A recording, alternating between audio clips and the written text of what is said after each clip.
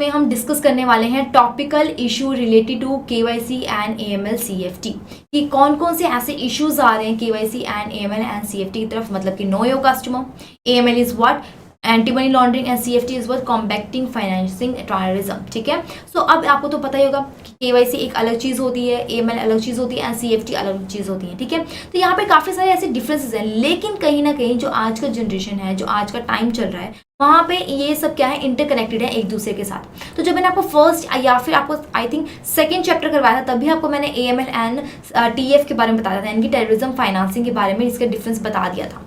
तो एएमएल के अगर बारे में बताती हूँ, ठीक है, आपको यहाँ पे कुछ डिफरेंस बताती हूँ, उसके बाद हम इंटरकनेक्टनेस देखेंगे, मतलब उनकी कहाँ कहाँ यहाँ पे पेयर अप बन रहा है, राइट। सो एएमएल के अगर बारे में बात करती हूँ तो एएमएल जो होता है वो कहाँ से आएगा, मनी लॉन्ड्रिंग जो है वो कहाँ से आती है, इलीगल सोर्सेज से आती है। ठीक है, इलीगल सोर्सेज से आती है और कन्वर्ट किस में होती है, लीगल सोर्सेज में कन्वर्ट किया जाता है। Is it clear to everyone? ठीक है, अगर मैं बात करती हूँ टीएफ के बारे में, यानी कि टेररिज्म फाइनेंसिंग के बारे में, तो ये इसका सोर्सेस कोई भी हो सकता है, लीगल भी हो सकता है, ठीक है, इलीगल भी हो सकता है।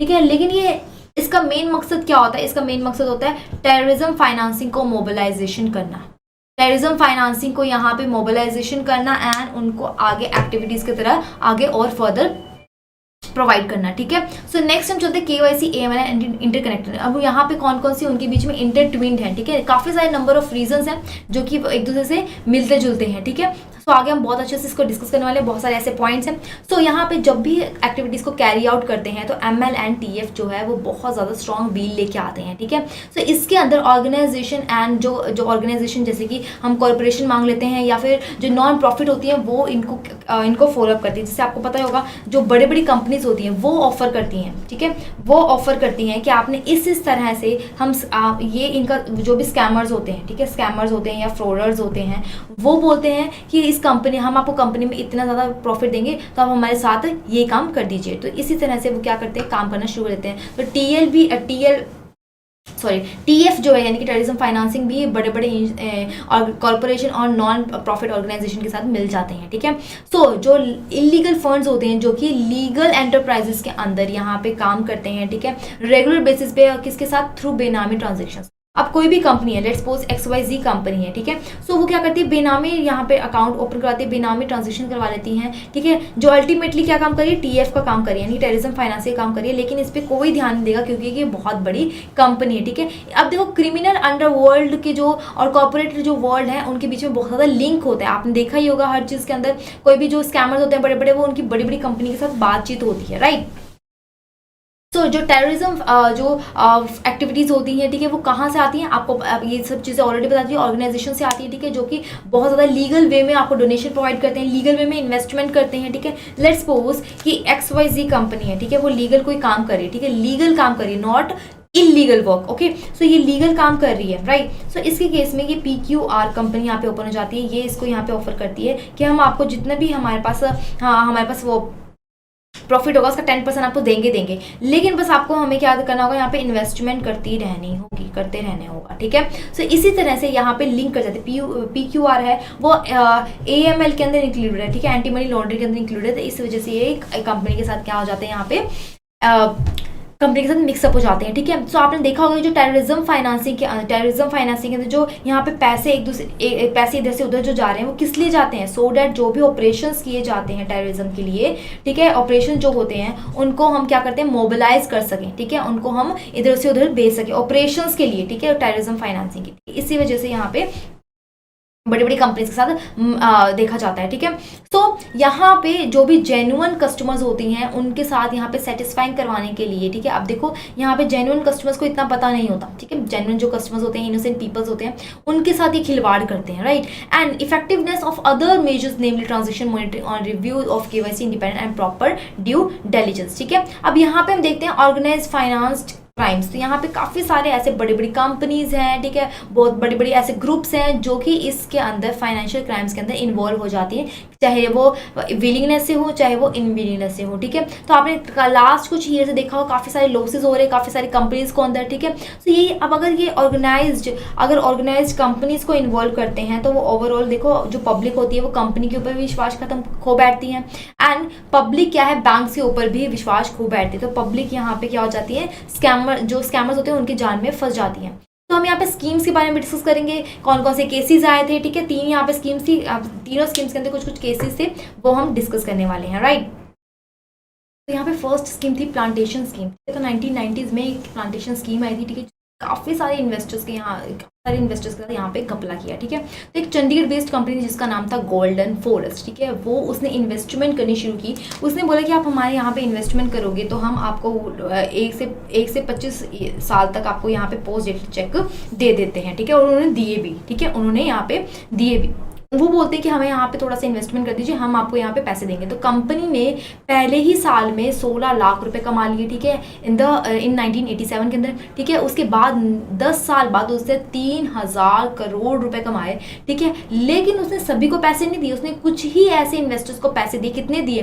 3000 करोड़ में से सिर्फ 400 करोड़ ही उसने पैसे वापस किए। तो कंपनी ने क्लेम किया कि जो ये पैसे हैं वो हम किसी प्लांटेशन में लगाएंगे, ठीक है। लेकिन क्या होता है, एट लास्ट वो क्या हो जाती है, वो स्कैम करके चली जाती है, ठीक है। यहाँ पे स्कैम हो जाता है, राइट। सो ये भी एक ऐसा केस था, ठीक है। दूसरा केस आया है गुजरात के अंदर, ऐसी स्कीम जो कि प्रॉमिस करती है कि अगर आप हमें 500 रुपए यहाँ पे इन्वेस्ट करते हो, ठीक है, 15 साल तक, तो हम आपको प्रॉमिस करेंगे 80,000 रुपए रिटर्न प्रोवाइड करेंगे, ठीक है।